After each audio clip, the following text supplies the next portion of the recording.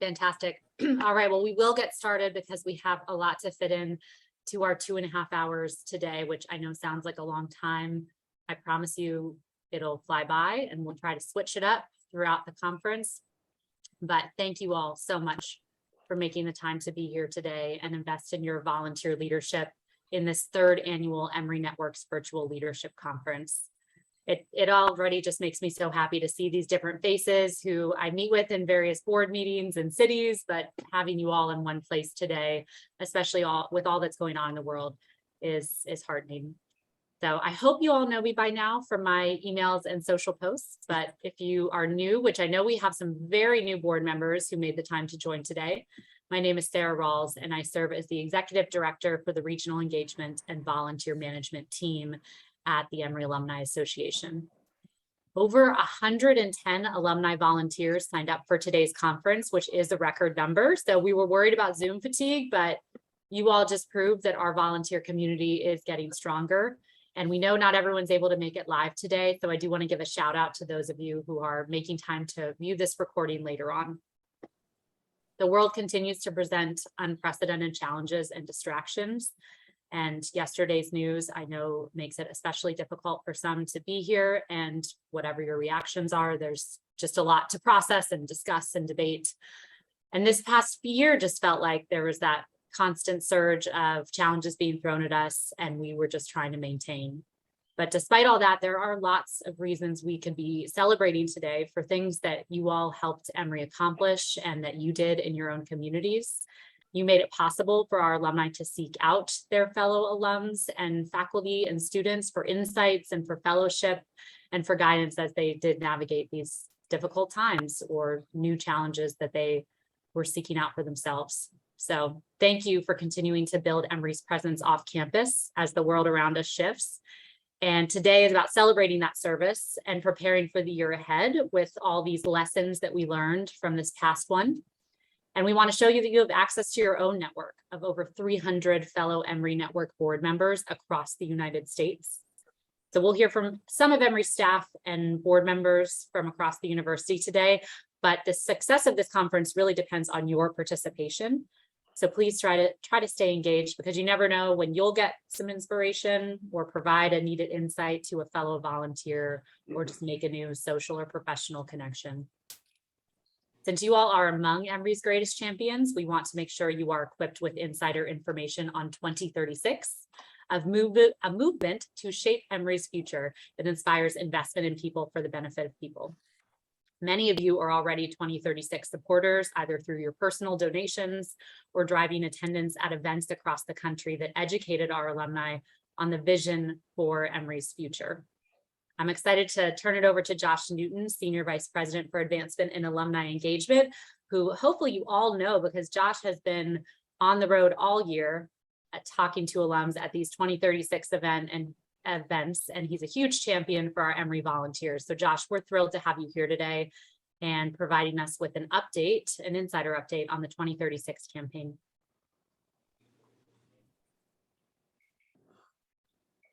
All right, so can we spotlight Josh? Thanks, Sarah. And thanks to you and your team for your leadership and all that you do. But I especially want to add my thanks to the volunteers for all that they do. You'll probably hear me reference several times in my remarks how you are the foundation of what we're trying to accomplish within our office and our team here at Emory. And actually, I'm going to start in that direction. I was asked to speak about 2036, which I look forward to doing.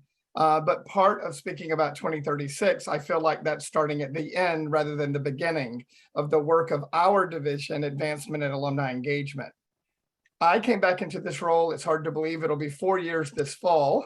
And yet we've had obviously transition at the university in terms of leadership, the pandemic, and so many things. And yet the progress we've been able to make in terms of alumni engagement has been tremendous. My team hears me say all the time that creating an engaged culture within our alumni community is the foundation of what we must accomplish if we are going to create the alumni community that Emory deserves. So I'm going to start with some foundational numbers. Feel free to take notes. I know Sarah's recording this, and I do this all the time off the cuff, so I have a lot of numbers in my head. But when I returned to Emory 4 years ago, and we look at measuring alumni engagement, we look at join, attend, lead, and give.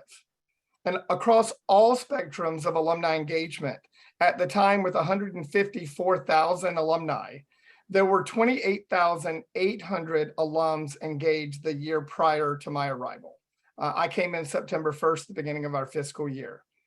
If you look at the percentages, right, that's 19% of our alumni population engage with us in some way. I set a marker that I wanted to move to a third engagement across the spectrum. A third of our college alums, our business alums, our nursing, our Candler, a third of our alums in New York, in San Francisco, in Chicago, in Phoenix, everywhere. If we can put as a goal for ourselves a third engagement, it would be transformational. Transformational in many ways, supporting each other, alumni to alumni, supporting our students, and building an alumni community that is more robust in engagement and activity. Part of that was investing in this team and investing in putting staff around the country and doing the same thing on the advancement side. I talk about alumni engagement because the only way that we can create a more robust culture, right, of supporting our young alumni graduates who move to cities, supporting our students, supporting alumni interviewing, supporting mentoring, and job placement, all the things that we need to do, take an engaged community. And I like to start there rather than with 2036, because 2036 in our campaign is the culmination. It's the give and join, attend, lead, and give. And if we don't first create a culture of engagement, we will never change the culture of giving back with a disconnected alumni population. So part of what we're trying to do in the Emory Alumni Association is bolster the engagement of our alumni community across the spectrum. And I'm happy to report that while the pandemic has been challenging, the ability to do virtual programming, and then this past year, as we were able to get back out on the road, our alumni engagement over the last 3 years has grown from that 28,800 number to over 46,000 engaged alums last year. Our alumni population has also increased, right, as we graduate new classes. So we have around 162,000, I believe, Sarah, 62,000 alumni around the world. And moving from 28,800 to almost 29,000 to 46,000 engaged alumni elevates us from an 18-19% engagement to a 28-29% engagement rate. So you see the tremendous work that this team has done, and I want to compliment my colleagues for the work that they're doing regionally across the country and across the world, and the work that you're doing as our volunteer leaders. Because without your, again, I said it at the beginning, without your engagement as volunteer, this has to be volunteer driven. We as a team are prepared to support all of this work. But we, thank you, Sarah, we can't do it without you. We literally can't do it without you. And having engaged alumni across the country as part of our networks, affinity groups, all of the activity that you're supporting, my social media feed is full of the activities happening in New York and DC and Chicago and Tampa and Florida. And I am so encouraged to see this increased community of engagement, because it is engagement that, for me and my role, is fundamental to the work that we're doing in advancement and alumni engagement. And the work of the Alumni Association and the work that you're doing is the work that will contribute to our success and building a world-class alumni community. I tell stories about how I get to communities around the country and we have parents show up.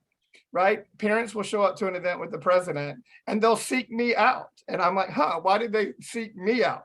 And they'll come over and say, you know, I came tonight to see how engaged the alumni community of Emory is. If I'm going to send my daughter from Chicago to Emory, my son from San Diego to Emory, right? My daughter from Connecticut to Emory, I want to know that there's a robust community of alumni that will continue to support my son, daughter, when they graduate from Emory in the communities that they may choose to live, be it this one or some other around the country. And our need to strengthen that community is the foundational work that we're doing and that you're doing as our volunteers and leaders. So 2036 is the fourth pillar, right? Join, attend, lead, and give. It's the give portion and giving back to Emory to support our mission. Again, I'm very honest with the stats. You heard me talk about 18% engagement has gone to 28%. Our giving is unfortunately among the lowest of our peers. Two of my colleagues recently attended a conference of our peers in DC. And alumni giving nationally has been on the decline, right? Alumni are giving, to GoFundMe and other charities and friends, engagements. Alumni giving amongst our peers is at an average, and this, I'd be interested how people react, an average of 18%, right? It's not 30%, 40%. I wish it were, but the average amongst our peer set is 18% alumni engagement, going as high as into the low to mid 20s. Yes, you can look at some of the small liberal arts. Leading the way, of course, is Princeton at 58% alumni giving. Davidson, Hamilton, Dartmouth, some of those universities are in the 40, 50% range. But of our peer set and universities that you hear a lot about, the average amongst our peer set is 18% alumni giving at the undergraduate level. We are at 9%. Single digit. Well, I say it's not surprising that we're at 9% alumni giving when our engagement rate was only 18%, right? Our overall engagement giving rate is actually 13% when you put undergraduate and graduate alumni together. 13% alumni giving. My goal is, as we elevate engagement from 18 to 28 to 33 to 35% engagement, that a lagging indicator will be, do the alumni who step forward to get engaged, that join activities, that participate, that lead in some meaningful way in the service as you all are doing, do they then transition from engaged alum to donor? And the 2036 campaign, and that's why I wanted to start at the beginning rather than the end with the campaign itself, is about how do we bolster giving from our alumni community. Last year, Emory raised $447 million, a lot of money, right? But the vast majority of that was given to the healthcare side for disease cure and research, which is phenomenal. And that is part of the very important work that we do at Emory. But giving from our alumni was less than 70 million of that 447. So our alumni community is giving somewhere to the tune of 12 to 13% of the total amount that we're raising on an annual basis. So one of the things that I like to talk about is the need to elevate those of you who are passionate about the schools and units you graduated from or some area at Emory in the way that others, grateful patients, friends, community members have been passionate about other areas of Emory. The punchline of the campaign, 2036, by the way, is our bicentennial, founded in 1836. And if you go back to 1979, it was a 15-year period, 1979 to 1994. Over that 15-year period, Emory transformed from a regional to an international university, and in 1994 was invited to join the AAU, the 68 top universities in the world. We wanted to imagine between 2021, when we launched the campaign last fall, and 15 years from now, 2036, what could the investment in this campaign do to transform Emory over the next 15 years? So this campaign, by the way, is only 8 years. It was 4 years already in progress when we launched it in the fall. Many universities or nonprofits call that the silent phase. It's not very silent. I call it the leadership gift phase, where you are raising gifts, but doing it more quietly as you work out the priorities and the goals across your schools and units. It's an 8-year campaign total, launched at the 4th year. We launched at $2.6 billion with a $4 billion goal. And there's the big number, right? But when you go individually by school and unit, as I mentioned earlier, Medicine has a goal of 1.5 billion. Winship Cancer Institute, separate from medicine, has a goal of 600 million. So those two entities by themselves represent over half of the total campaign at 2.1 billion just for medicine and Winship Cancer Institute. When you start going by the individual schools, Oxford, nursing have $80 million goals, right? That's 10 million a year over an 8-year period for a total of 80 million. I can guarantee you the deans of those schools would tell you that that's inadequate for the type of support we need to be raising to maintain our competitiveness. I love to call out the School of Nursing. The School of Nursing is a top 5 ranked program nationally. It's one of our highest ranked schools at Emory. And yet the nursing school only has four endowed chairs. If you look at any of our peer nursing schools, they would have 12 or 15 endowed chairs. Endowed chairs are those things that recruit the top faculty, retain faculty, provide research, and elevate. And we're a top 5 nursing program with only 4 endowed chairs. So when I talk about the passion that I want our alums to have, is I want people to invest in the schools that they care about. Because when you look across of our 9 schools and units, the college has the largest goal at 350 million, right? Business at 150. I think law, nursing, and Oxford are at 80 million, just to give you a sense. So that 4 billion number in my mind is very deceiving. Yes, it's the overall number that we are trying to reach at Emory over an 8-year period. And yet at the individual school level, the numbers are not that significant and need to be more significant if Emory, and I think one of the things we all get excited about is wanting to be more competitive, wanting to be higher ranked, wanting to be elevated into the top ranks of universities nationally and internationally. And when you look at endowed chairs and the competitiveness, and I'll come back, I see some of the questions popping up. The president asked me to do a comparison of endowed chairs at our peer universities. Let me tell you the 6 peer universities he asked me to look at: Vanderbilt, Duke, Hopkins, WashU, Northwestern, and Penn. And if you look at those 6 universities, the average number of endowed chairs, and endowed chairs are those things, an endowed chair it's a $1.5 million, right? At a 5% payout, that's giving barely $150,000 to a distinguished faculty member to support their research, graduate students, etc. Those are the things that recruit top faculty to universities across the country. The average number at our peers was 402. Emory has 256 endowed chairs. So in this campaign, for example, we want to catch up. And of course, none of them are standing still while we try to catch up. But we want to increase the number of endowed chairs so that we can be more competitive in faculty recruitment. The same is true for endowed scholarships. Emory College, our largest college, gives out $120 million in financial aid a year. Only 8% of that comes from income off of endowed scholarships, which means the other 92% comes from the college's operating budget, i.e. tuition, which makes us heavily tuition dependent. So I try to break down the big number to get to the individual impact that this campaign can have for Emory if we are able to secure the resources, not overall, but school by school. Because if we raise $4 billion, but don't raise the money that the college needs to elevate itself, that the business school needs, that the law school needs, that public health needs, then we will not catch up.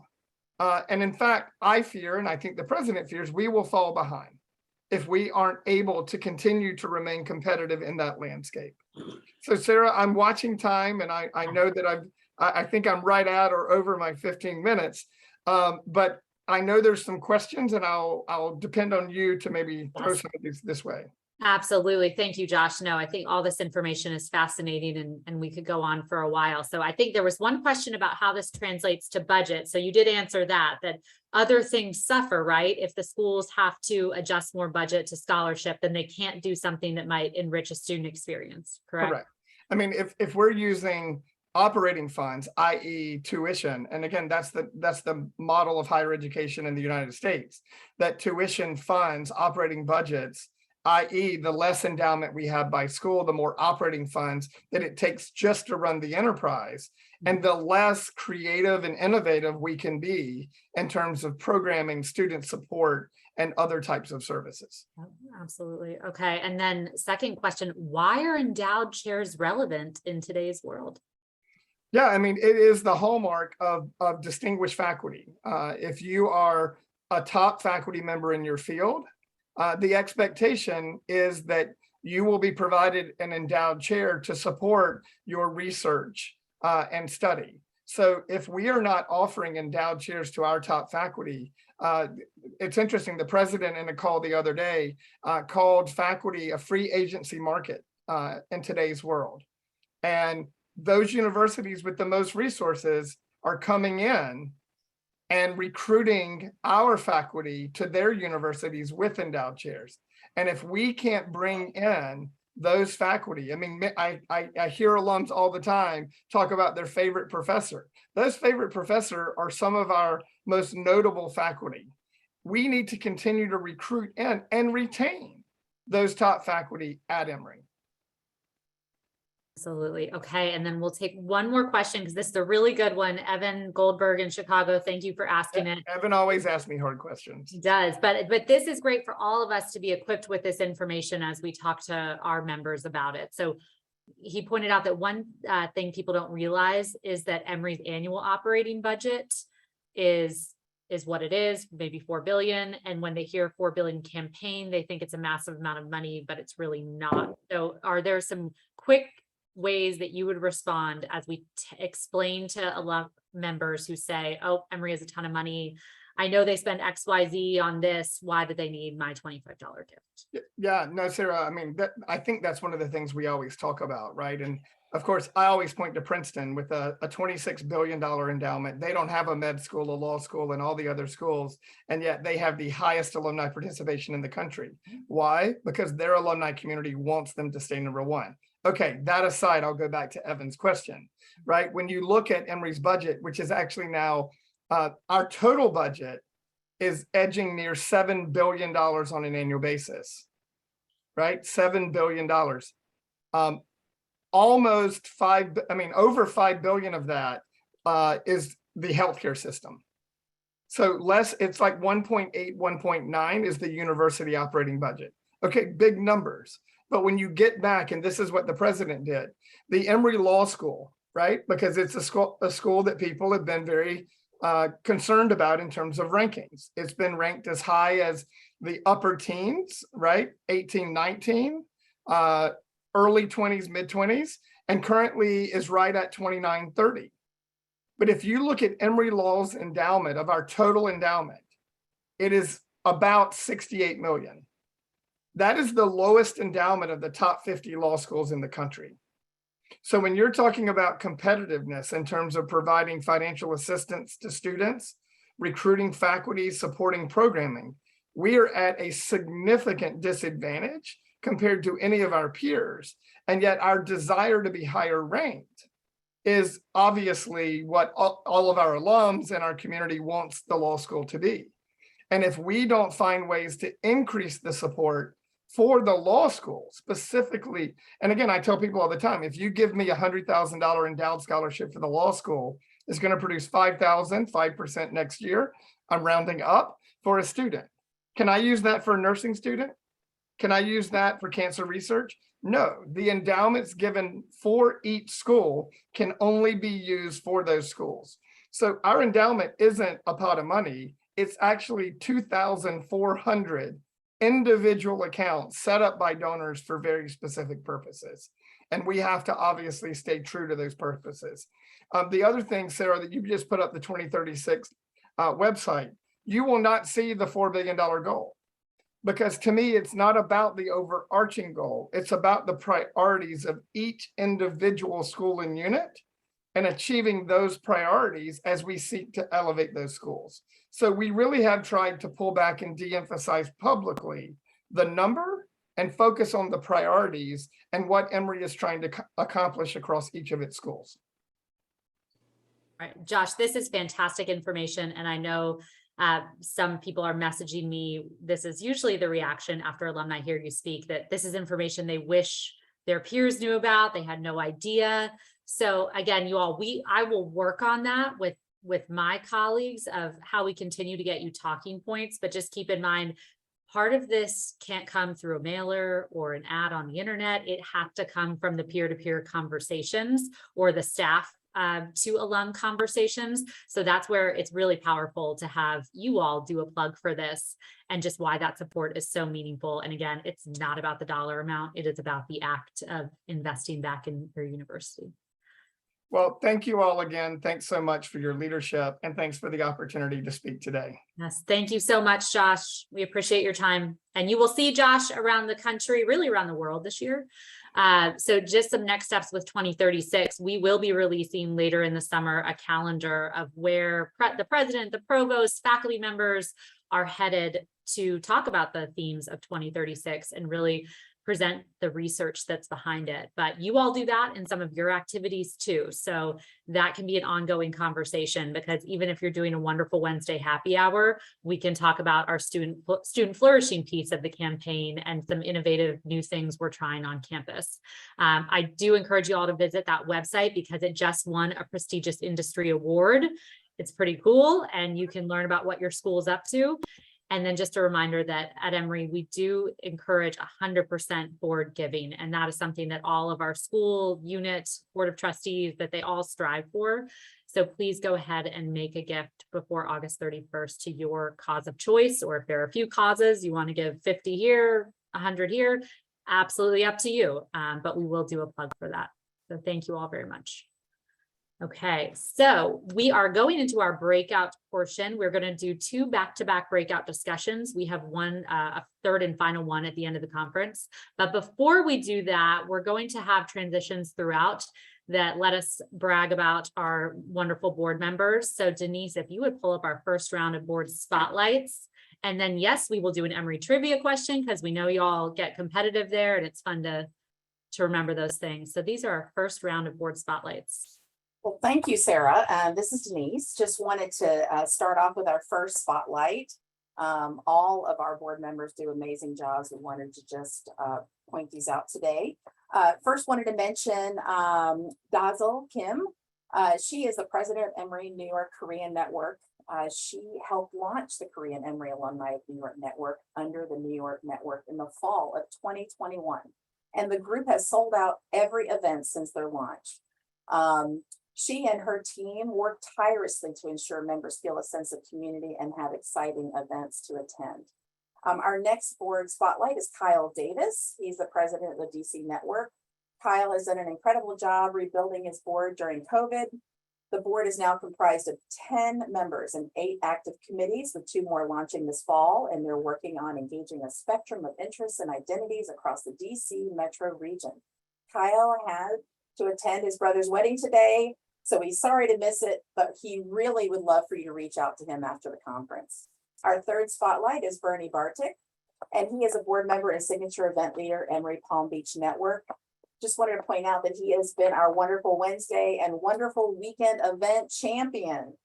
His passion and commitment have allowed him to creatively bring our community together through the Miami Open 2022 Emory Day of Giving and the wonderful weekend at Roger Dean Stadium in Jupiter.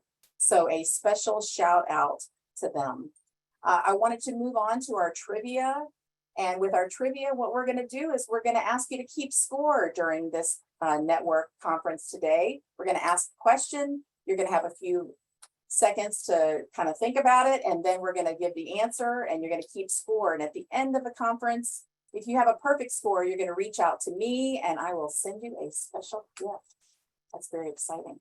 All right, so this first trivia question is, when Walter Chandler owned the property at Wallwater, he maintained a blank that was located at the present site of the VA Medical Center. Is that A, a horse racing track, B, a private mausoleum, C, a bocce ball court, or D, a soccer field? So just take a couple seconds. If you know the answer, just jot that down. And also keep in mind during these board profiles and trivia moments, this is a good time for a bio break, or if you need to grab a little drink or something like that. We welcome you to do that. All right, let's see what our answer is. Horse racing track. So when Walter Chandler owned the property at Lowwater, he maintained a horse racing track that was located at the present site of the VA Medical Center. All right, so write that down. I see Sharice in the corner doing a little dance, so maybe she won that one. Sharice and Lene down in Florida are like our Ooh. trivia queens. So we'll see if anyone, I know we're collecting scores after, but we'll see if anyone else can beat them. And if you do come to Atlanta, remember you can go on a nice walk through Lowwater Park. So it's a great place to visit. All right, so we are heading into our first breakout discussion on board management practices. So just remember, we hope you will pop in and engage so that you can teach others some things and also learn from them. You will receive a prompt coming up on your screen now. So accept.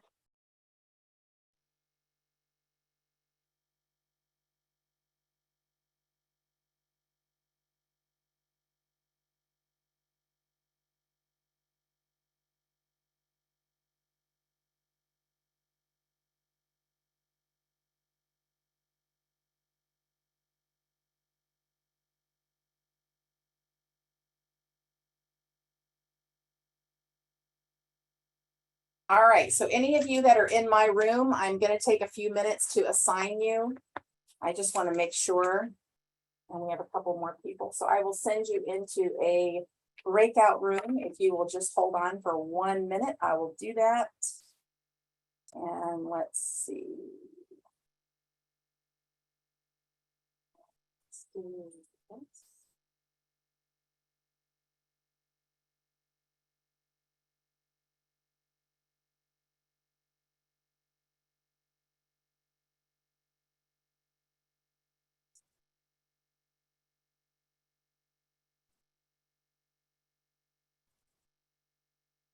Linda, you'll need to accept that invitation to go into the meeting room.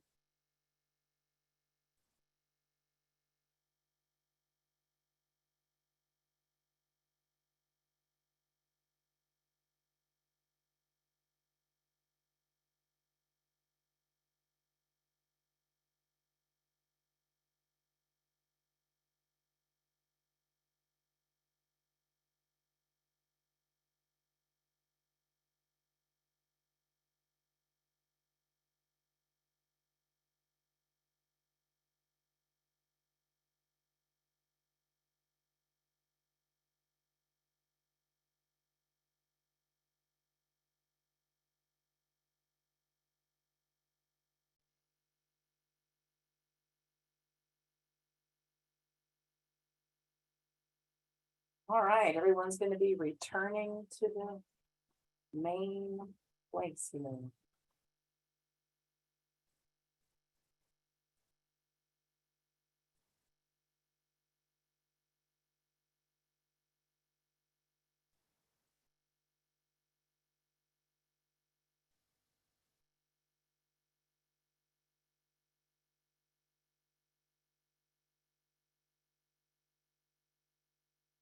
All right, everybody's starting to come back in.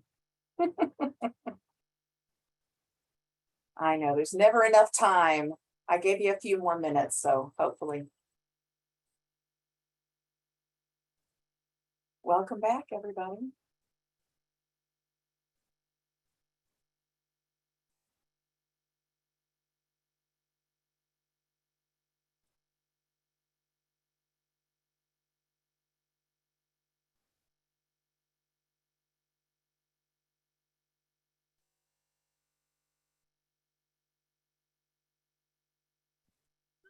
All right, raise your hand if you felt like it went by too quickly. Okay, see, this is where it was. We say 2.5 hours. It seems daunting, but it's flying by already. Thank you all. I know my group was in the middle of some good discussion about motivation. Talked a lot about food. It's never a doubt. Maybe we'll send you all food packages before next year's conference. But we are going to take a super quick break before we head into that next breakout discussion on community. So please keep that in mind, really quick. And while we're on that break, Denise is going to pull up some more board profiles and another trivia question. Great, thanks, Sarah. This gives you a little break, and then we'll be sending you back into those same breakout rooms for the second breakout communication. So let's talk about who we have featured up here. We have Sonia Charday Mixon and Andrea Beccare. They are both market and communications co-chairs for the Atlanta Creative Network. They are friends from their Emory College days, and they are bringing a voice to the Emory Atlanta Creative Network through vibrant newsletters, social posts that build rapport with their members. So kudos to both of them for plotting out an annual communications calendar and thoughtfully curating news and tips that would be of interest to their members. Our other board spotlight is Jay Wu, president of Emory Seattle Network. Jay has always been a volunteer leader since his time on campus. He really stepped up this spring when he decided to rebuild the Emory Seattle Network with drive and determination. He's incredibly thorough, proactive, as he hosts board interest events and meetings to solidify a structure and event calendar that will strategically serve his region. He also simultaneously launched an Emory Microsoft Workplace Network, and it's really unclear when and if he ever sleeps. So thanks again for our board member volunteers. I don't want to leave out our trivia question. So our next trivia question: before the current gymnasium opened in 1983, Emory's gym was A remodel of the first on-campus Methodist church, B, a WW2 surplus airplane hangar, C, the original administration building, or D, the first building on Emory for symphonies, concerts, and other art events. So be thinking about that. Before the current gymnasium opened in 1983, Emory's gym was, write down your answers, A, B, C, or D. And here we go. The answer is B, a World War II surplus airplane hangar. Great. So hopefully some of you got some of those answers. I know it's just a little trivia to add a little fun into the program. We are going to be moving on to the next section to have another chat breakout room. I'm hoping you guys are going to enjoy this one as well. This one is about building community, and it will also be 30 minutes. You will go back into your same breakout rooms. So I will be sending you all very, very shortly. And hopefully you can have some interesting conversation. So we'll be moving on, and I am moving very quickly. So hopefully everybody did get a chance to take a little break. Okay, let's see. It's 1:05. I just came back to see customized charcuterie boards. I love that. So Oh my, okay, yeah. Sarah, Right? I'm already on it. well, We're very that will be driven, another breakout discussion if anyone just wants to talk about that. We'll- right? Very nice. I love it. Okay, great. Well, we're gonna move into those breakout rooms to give you guys a full 30 minutes. Enjoy your conversation, and I will see you in a little while.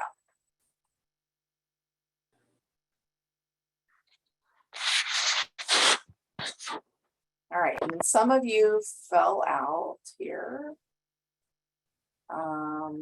Let me make sure that. All right, some of you I have to reassign. I'm sorry. I'm not sure why you got pushed out here, but I will look at my lovely list and know where to put you. All right, let's put Erica in room 3, Fareen, Jawani. Believe it or not, I have a roster that I'm going by. All right, hold on, Fareen. I'm sending you to room 7. Kevin, Sherry, you definitely need to be in room 2. Kevin, do you want to be in the same room, or do you want to move into a different room? I'll move you into, I'll yeah, move give you it into a- the same. There you go. And then Susan Schleem, let's see, you're also in room 2. All right.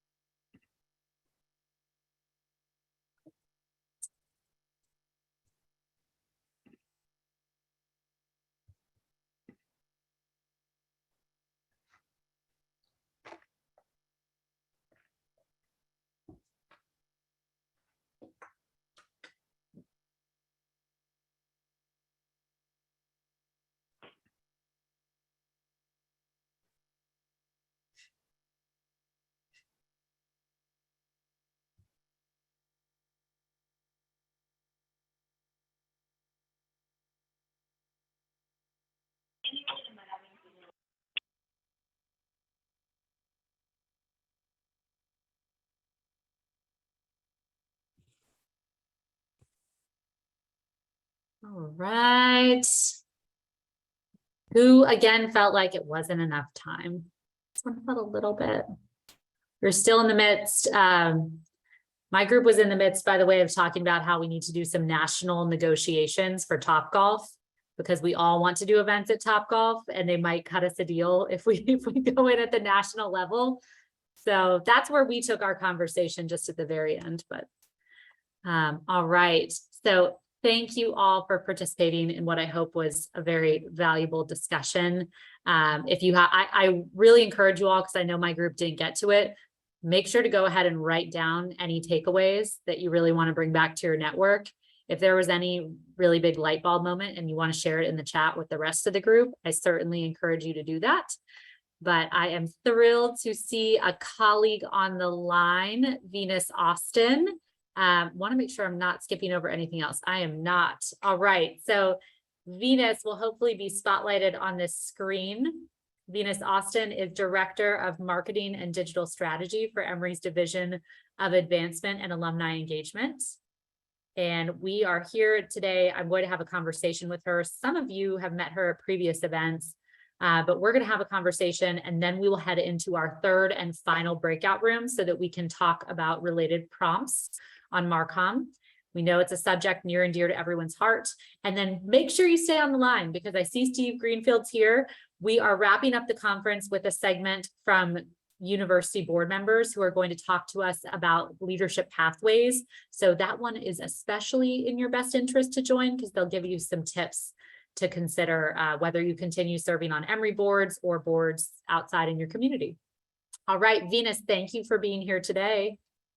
Yes, no, thank you for having me. This, I was telling Denise while we were waiting, it's been a long time since I've been to a leadership conference. I think the last time was a couple of years ago. We were in person and we were in Chicago. So yeah, it was. Don't say that, Venus, because everyone's wondering when those conferences are coming back. But we are, just a reminder to everyone who did previously attend those regional leadership conferences, we now have the Emory Leadership Summit on campus. And some of you participated this year. We had a lot of fun and we are hoping to expand the number of board members so we can bring back to campus for that. And then we've got to find other ways to get together in the regions. But to Venus's point, she started her Emory career, which is going on 10 years. She started it on the regional team at the Alumni Association, and she used to manage Emory Cares too. So she is a big champion for Emory Network. She knows about all the things y'all are dealing with and the amazing accomplishments that you all have put forward.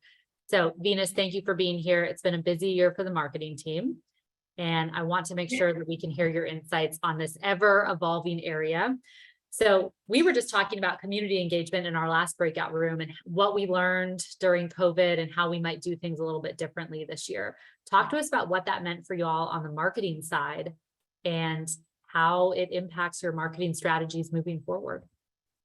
Yeah, so just like every industry and everyone, we learned a lot during COVID and we had to pivot quickly because of COVID and just the changing landscape, especially with marketing and comms. But I was thinking of a way to kind of put it in like a sentence or kind of like a nutshell type of thing so that as I kind of go through it, it kind of will start to make sense, but it's a nugget that you can kind of keep.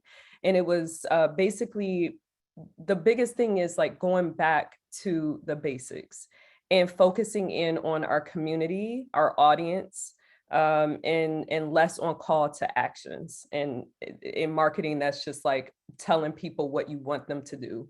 And so when I say that, and I kind of break that statement down into the key parts that I saw, changes that we kind of needed to make, it was really this appetite for digital experience and not just digital presence. We, even before COVID, you know, people, everyone, every company, every kind of entity has a website, social media, they were having webinars. We were having webinars prior to COVID. What shifted after COVID and what we're seeing currently is this expansion of experience. and experience in the sense of accessibility. So people want it now, they want it fast. Connection and convenience. And connection and convenience are two kind of key things that it's just reoccurring. And I think it was just birthed out of this fact that during COVID, the only way that you were really able to connect and, have access to people was in a digital space. So now that we're kind of having events in person, we're kind of going back outside, that still didn't change the landscape of people still wanting that convenience of connection. And so definitely affected the digital kind of landscape in that space. Also, information sharing and storytelling, it has been huge. So people are not just looking for us to be promotional. They want to have behind the scenes showcasing of information, the why are we doing what we're doing? Why are we asking them to participate in things that we're telling them to participate in? And why are we talking to them? Why do they see us, AKA on their feeds? They've become very savvy and they want to know the why. And so, Sarah, we talk about this all the time. We call it like the content continuum. I like to call it the loop, and keeping folks in the loop. And that's basically that everything is connected. We want to build off of the experiences that we are able to create and keep the conversation going. So that might look like if we have someone attend an event, we send a thank you message afterwards, but then what's next? How do we keep them engaged and how do we keep them kind of fulfilled in terms of feeling like they have the information at their fingertips, that they're in the loop, they still feel connected. And so I know we've been talking a lot about that. And that kind of leads into my last point, which is meeting people where they are. And so there's this concept I've been researching over the last couple of months, because it really showed itself during COVID, and it's called localizing experiences. And during COVID, what you saw, we couldn't go anywhere. So when you were going to restaurants, you were in your communities, you were in your local communities, we weren't traveling, we were in our areas. And so that hasn't really left. So people are still loving the intimacy of their communities and being able to participate in local activities. But also from a marketing and comm space, it's making sure that we tailor our messages and our content and things that we're asking them to do to their location. And so that, it, of course, leads into relationship building. Relationship building hasn't really changed. It's always been a thing, but it's even more so now. It goes back to the statement I made about connection, and people are not just basically buying what you're pushing out. They want to know, why are you talking to me? What's in it for me? Absolutely. And I know, but I know, because I know we're not done with this question yet, but I just want to say this, it really resonates with everything we were just talking about in the community building session. Our volunteers brought up a lot about how they need to clearly articulate the why, or make sure they're bragging on the network, because we need to be visible.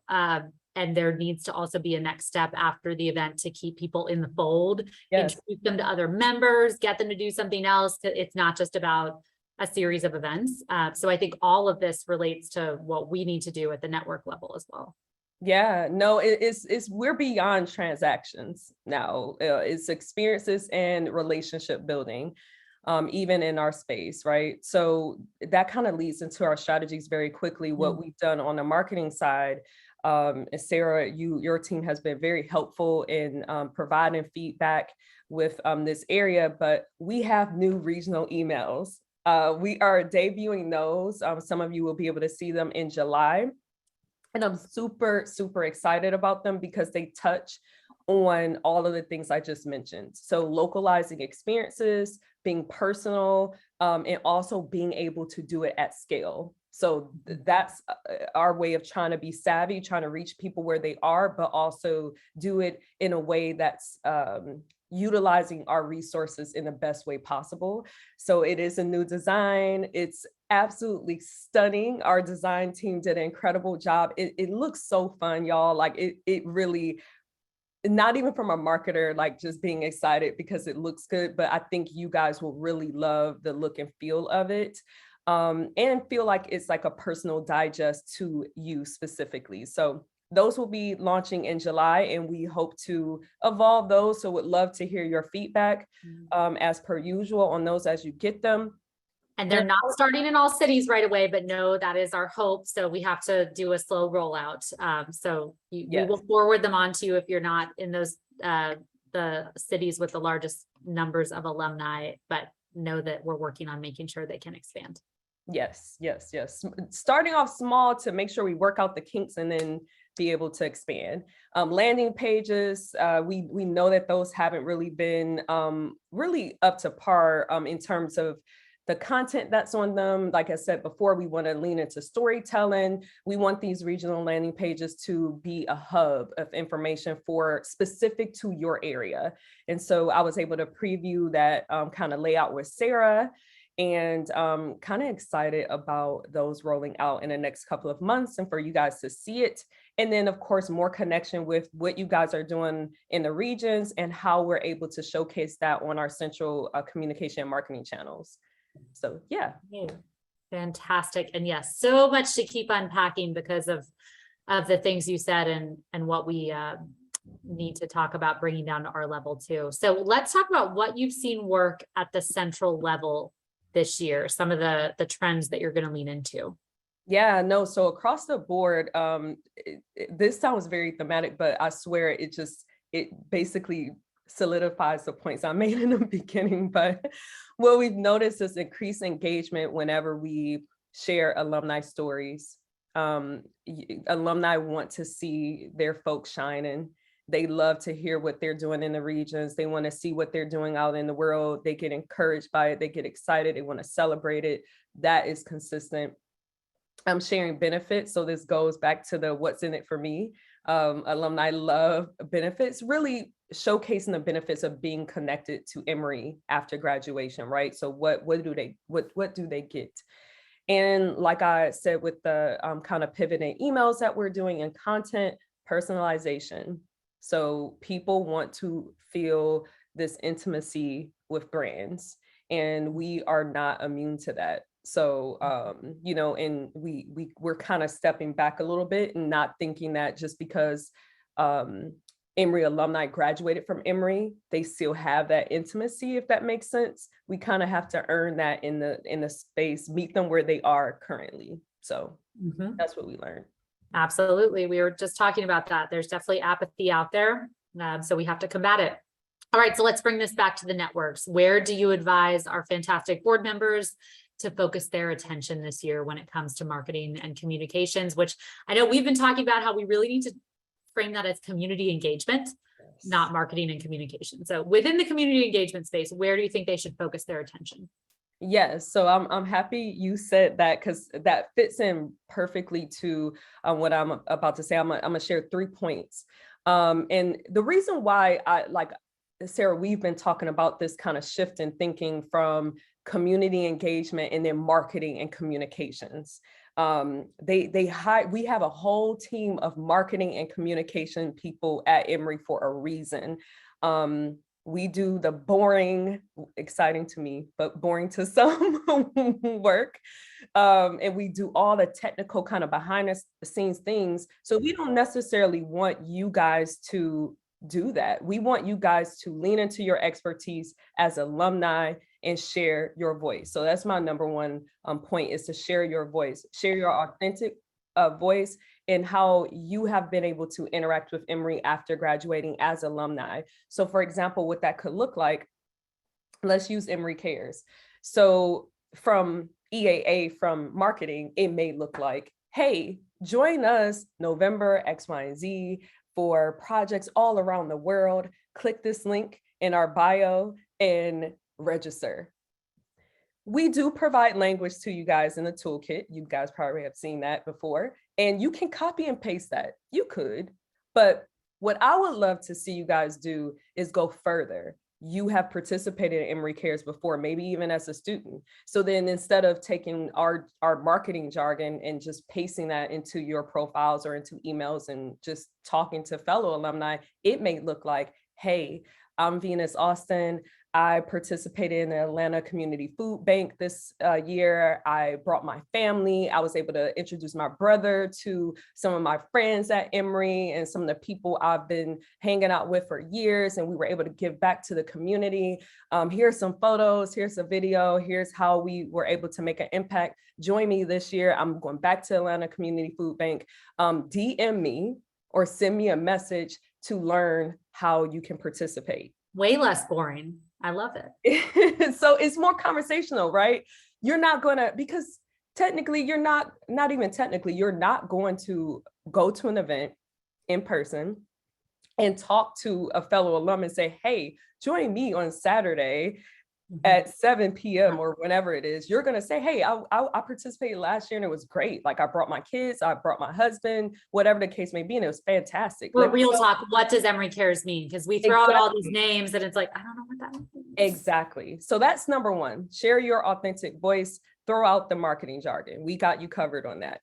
And use authentic photos, right, Venus? Because you said Yes. that those posts have way higher They views and click rates. They do. Like our graphics are great on our profile, right? Mhm. Even on our profile, we want to kind of shift to more user generated content or content from you guys.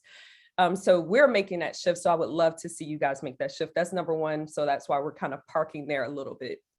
Very quickly with social media, same type of concept. Use social media, namely the Facebook groups that you guys are running or helping to run, like you would do it personally. So this might look like, because we're all about talking about community building, right? So for example, if I'm an Atlanta alum, I may say something like, oh my God, because there's a restaurant you guys that just opened in Atlanta. It's like a rooftop experience. It's called Leave of Absence. So if you're in the Atlanta area, definitely, I have not been, but walk with me. So I may say something like, oh my God, went to Leave of Absence this weekend with some friends. It was incredible. It's a new restaurant, rooftop style in Midtown. 10 out of 10 would recommend you guys coming. Maybe if I go next weekend, you guys can join me, DM me, send me a message or text me if you guys want to go and meet up. So there's still the community, but it's not necessarily tied to something that Sarah's team is producing, right? Or something official. It's just about engaging with your fellow alumni like you would anyway, right? So that's kind of my spiel on social. And then engage with the bigger EAA social media channels. Kevin Kell made a comment on our Facebook a couple of weeks ago, and it was about the our CCA members. And he helped really boost that post. Like he wrote this kind of longish comment, but it was incredible. Because Kevin writes really long Facebook posts, but they're authentic. But So they're I authentic. read them all. Exactly. I was just about to say that, Sarah. I was engaged because I know Kevin. Hint, hint, hint. You guys know each other. So I know Kevin, I know his style. And so I was like, oh my God, like I love Kevin. I want to like see what he has to say. And it was great. So I encourage alumni to do the same.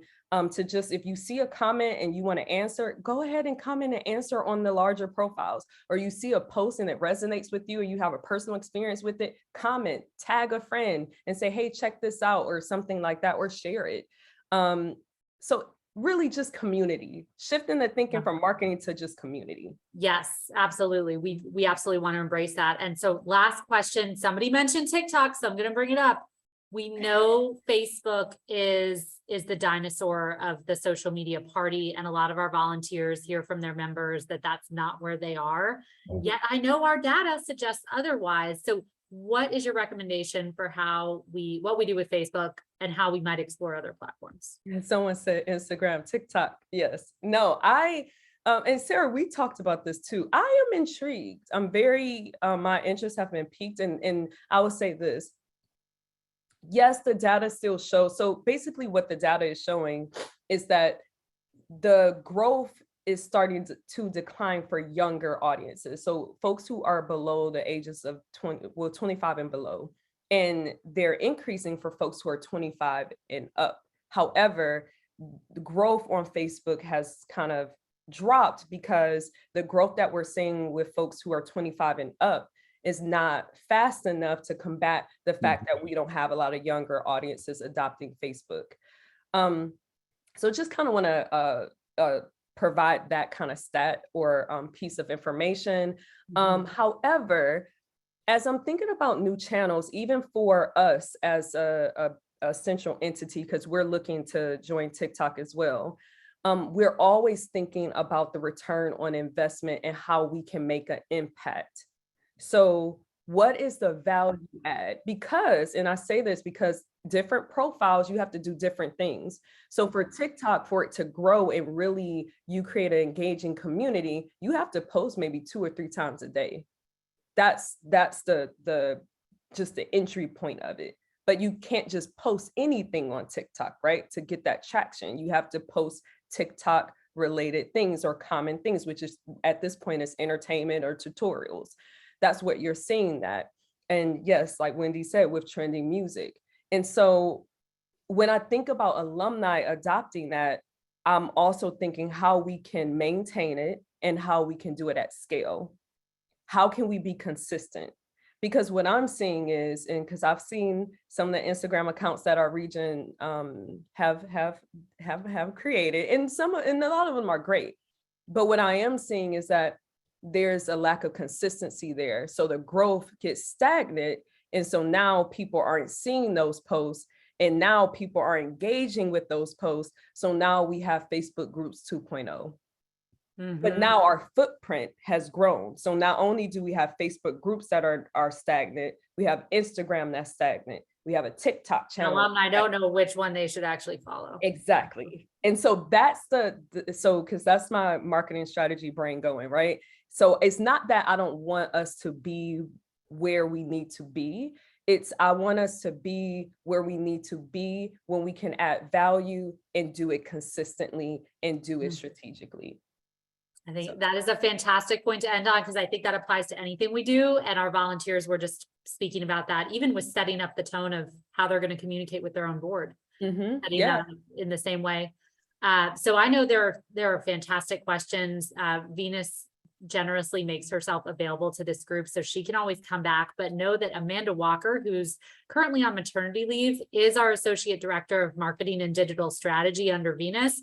And she works directly with our network board members in offering trainings throughout the year. She will send you all resources via email. So please know that she'll be back in August. You'll be hearing from her throughout the year. And we can always bring Venus back for a specific training with you all after you tell us what topics you want to know more about. So Venus, thank you so much for your time. Thank you. Thank you. This was fun. This was fun. Thank you. Fun, right? You're welcome to stay. You're welcome to stay on. If we're talking about marketing and comms, I'll stay. Okay, well, we're going into breakout rooms on the topic. Yes. So I know we're behind schedule, but so we're going to shave off a little bit of time for our breakout rooms, but we're going to go into a 15-minute breakout conversation on some marketing and communication prompts. You'll be randomly assigned. So please accept your prompt and head into the room. Thank you, Venus. Bye, guys.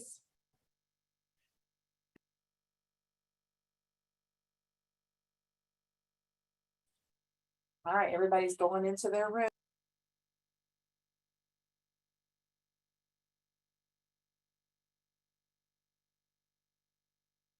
Wanted to make sure that they came to talk to you all today about their service to Emory. Kaylee, Chi-Chi, Steve, it's incredible to look at your volunteer resume and consider all of the ways that you've given back to your alma mater. Will you introduce yourselves and tell us why you continue to serve in volunteer roles at Emory?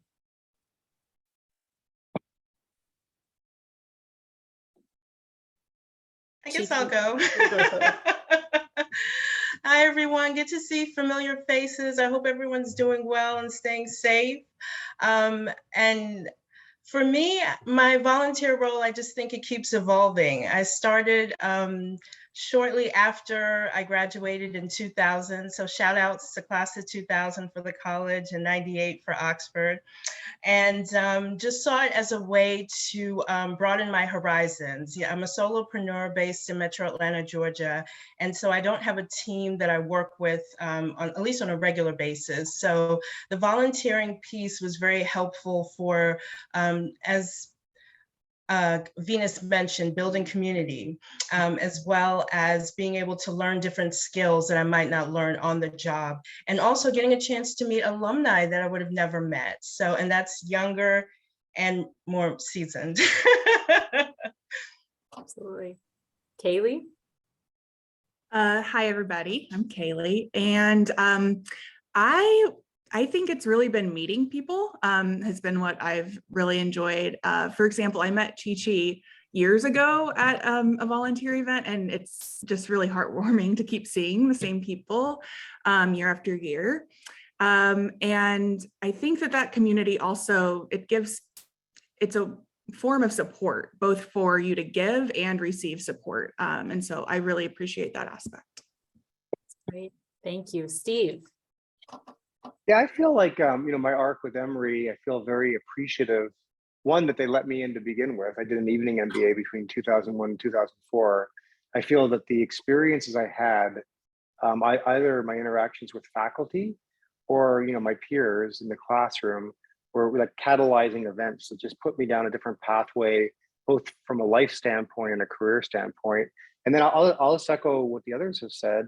I think that having the opportunity subsequently to be asked to be involved and then have an opportunity to serve has been, a great growth opportunity for me.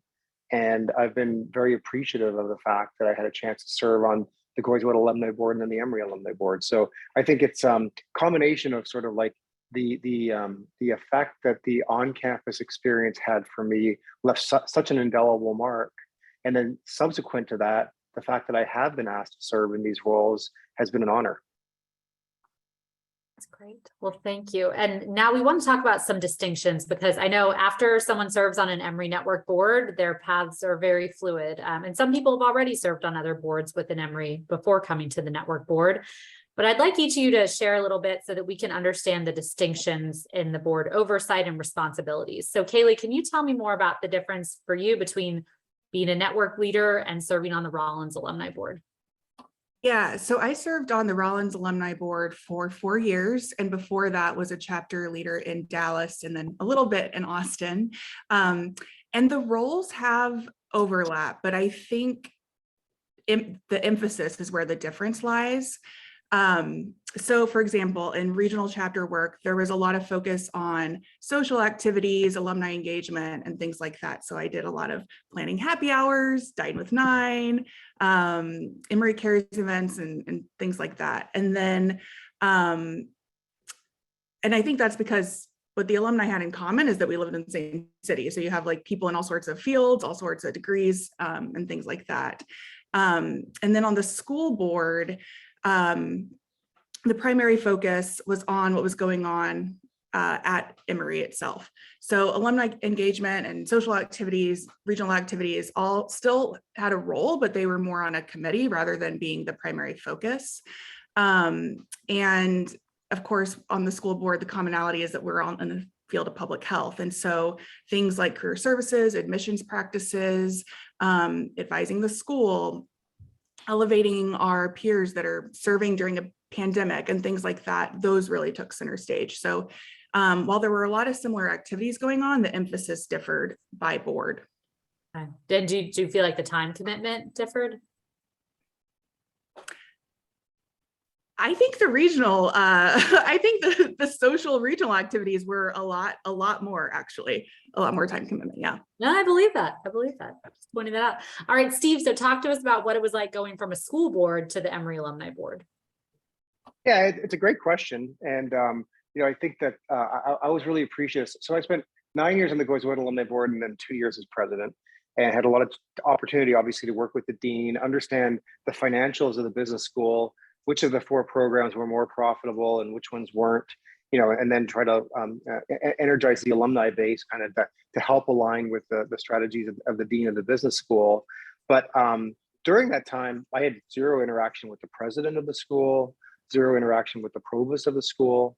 And it wasn't until I came aboard the Emory Alumni Board that I had a much greater appreciation for the fact that it's a much bigger organization with different facets. And you do have an opportunity then to interact with some of the board of trustee members and understand how governance of the entire school operates. You have a chance to work with the president, who has a different scale of concerns and priorities than necessarily like the dean of one of the schools. And for me, it was eye-opening. And I just feel like the span of my understanding of the school was greatly increased at moving from a school board to the Emory Alumni Board. And I was very appreciative, not like while I was at Goys Wet, I was really craving, oh, I need to move into an Emory Alumni Board role someday.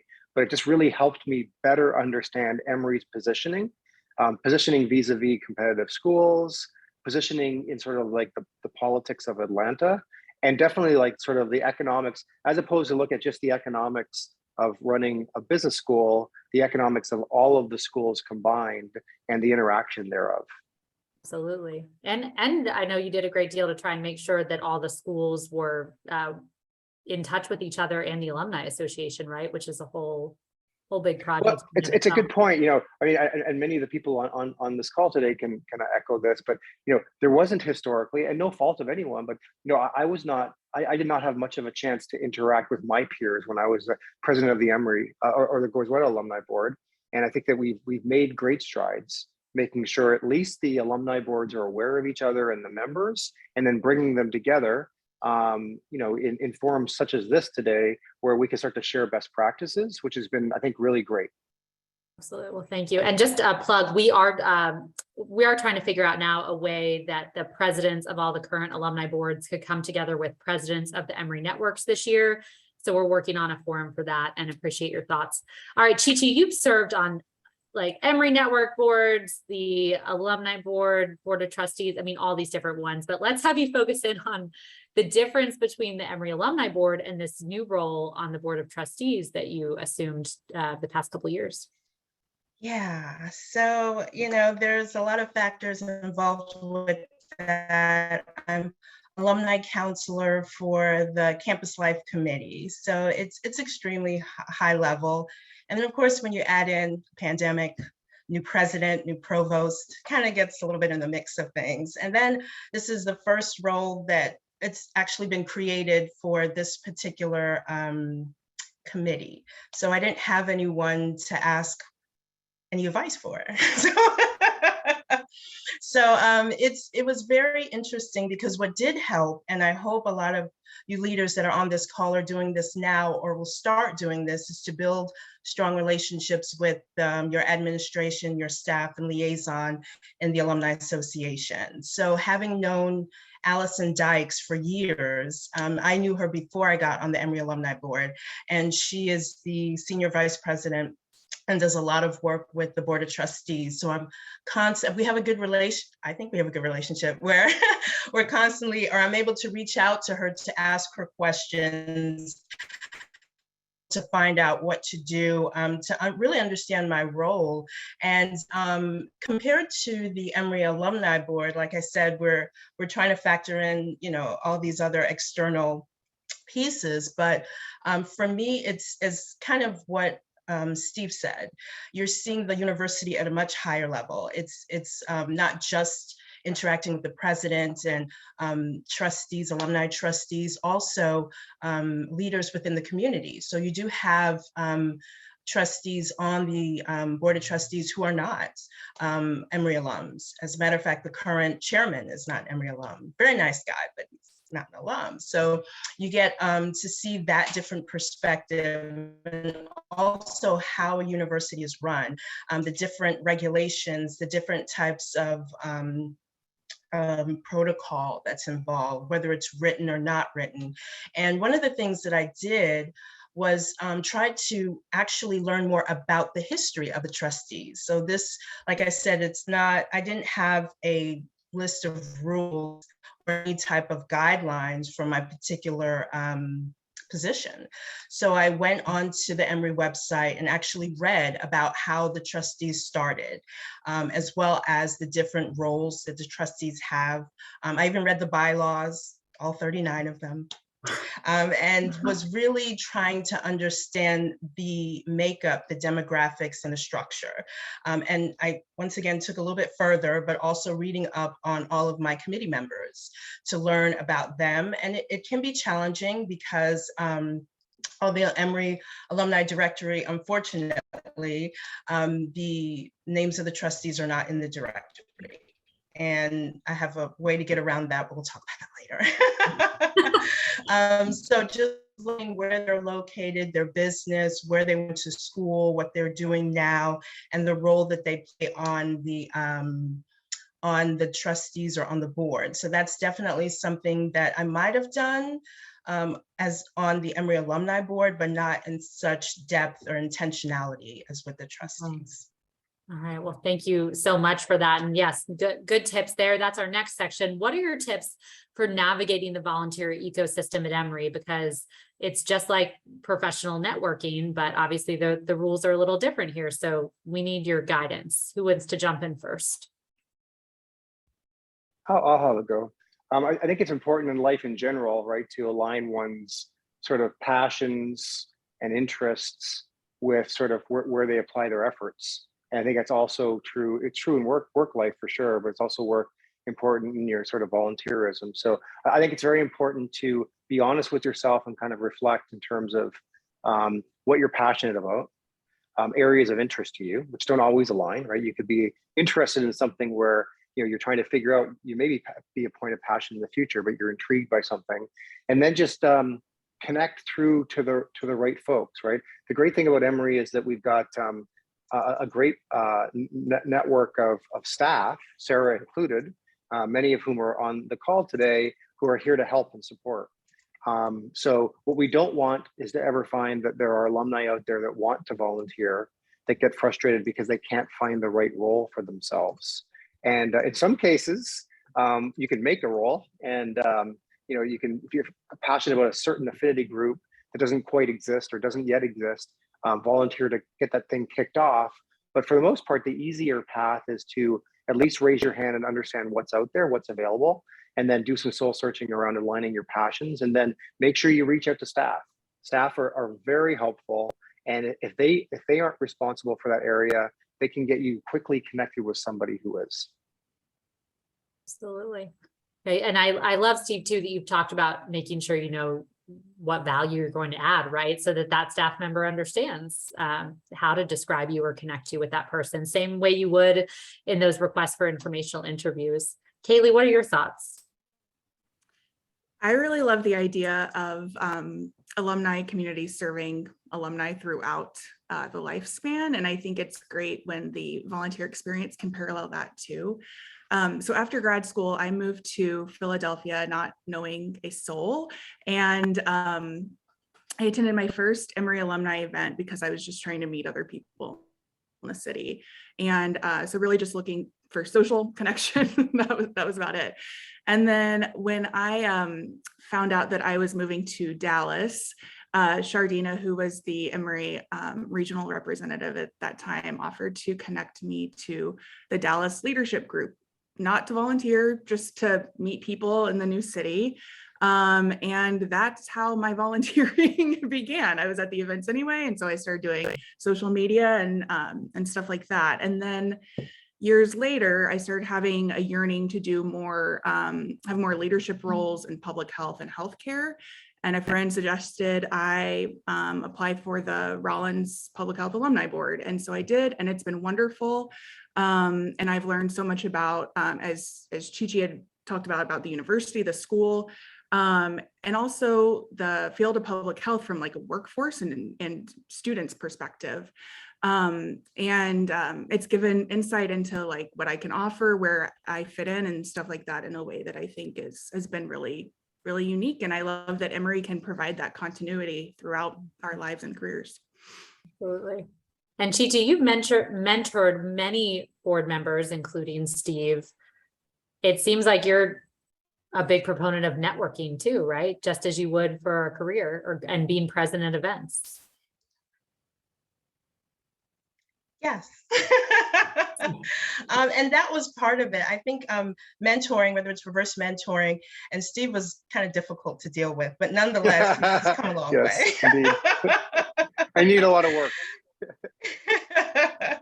I think it's really important. I'm learning that now, when, as Steve mentioned, some positions are created. And so I think the most challenging was that I didn't have someone that I could talk to about the position.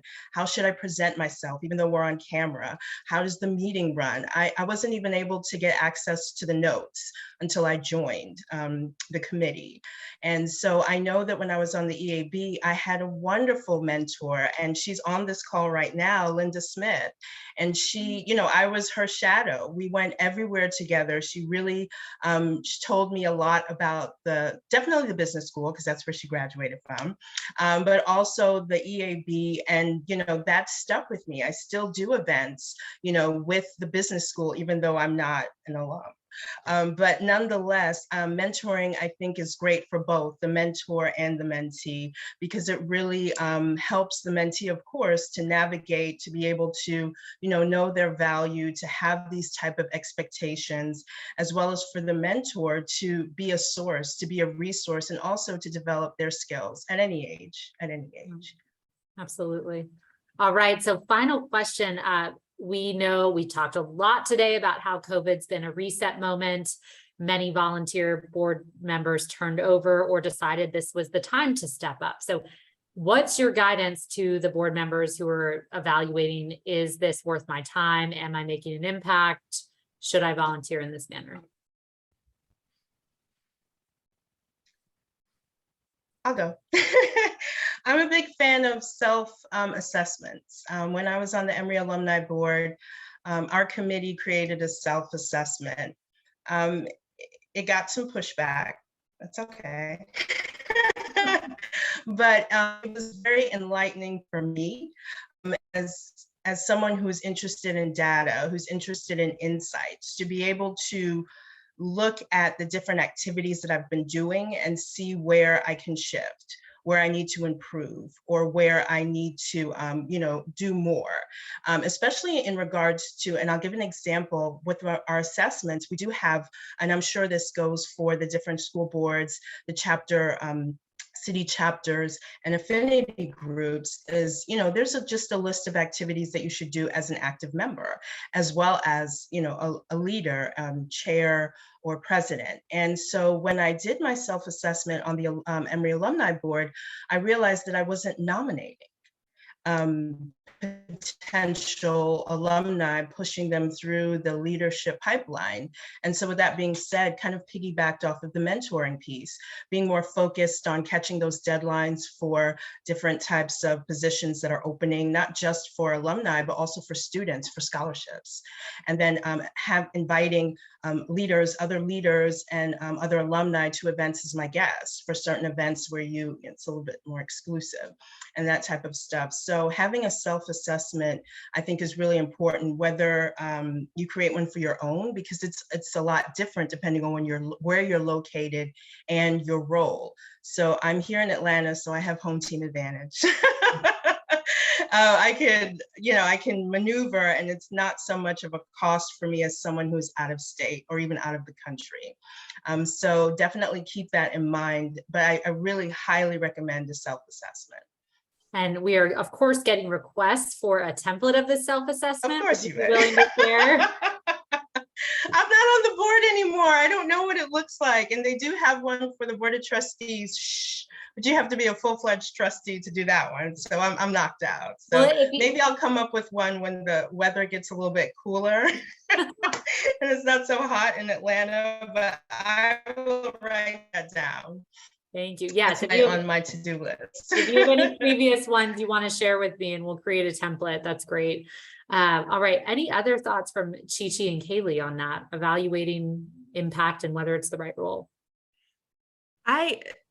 This might sound superfluous, but I mean it sincerely. I'm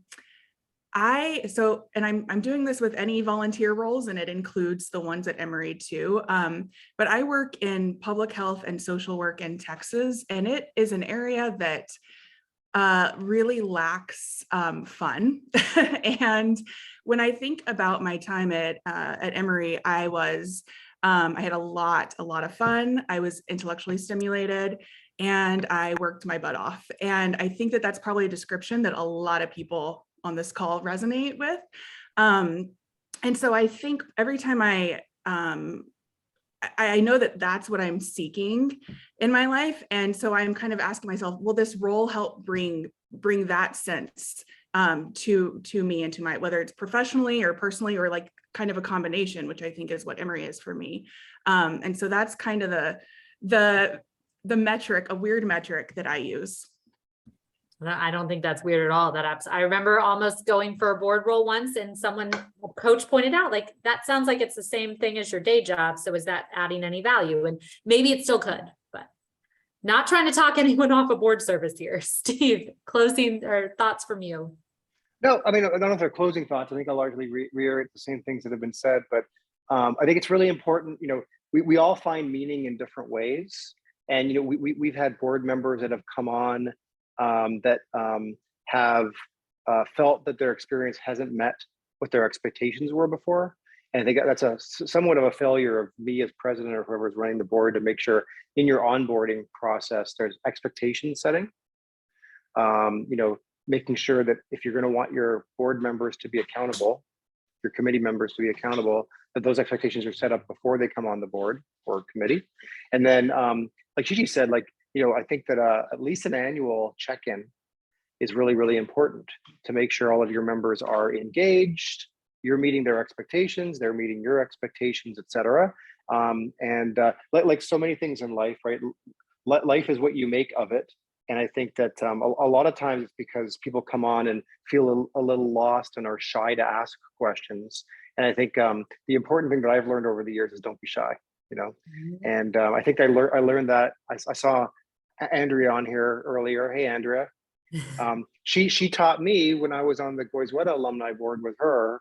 I think that taught me that the most effective board members were ones that weren't like wallflowers, that were quiet and would push back and or ask questions, even if just clarifying questions, and not be shy. And I think we should encourage all of our committee members. I mean, they're volunteering for a reason. They're volunteering because they're passionate about the cause. And I think that we should all encourage everyone to step up and really commit and be involved and be engaged. And I think that we as leaders can ensure those expectations are being set properly during the onboarding process, and then at least annually with check-ins with all of our members. Absolutely. That is fantastic advice, Steve. And I will tell you from a staff perspective, yes, we love people who ask questions and push back and all of those things because usually they help us make improvements. So thank you all so much for your time. Do you mind dropping your either LinkedIn or email where people can go to ask you for continued questions and wisdom? But thank you all for continuing your service with Emory. You can bet that you will see these three again in various events or communications. And again, make sure you I want to make sure you all saw my chat. Emory College Alumni Board has at least 5 openings, more than 5 openings on their Emory or on the College Alumni Board. So I will send that information in the follow-up email, but that's something to think about for this fall. Or if you want to recommend another college alum, then you are more than welcome to do so.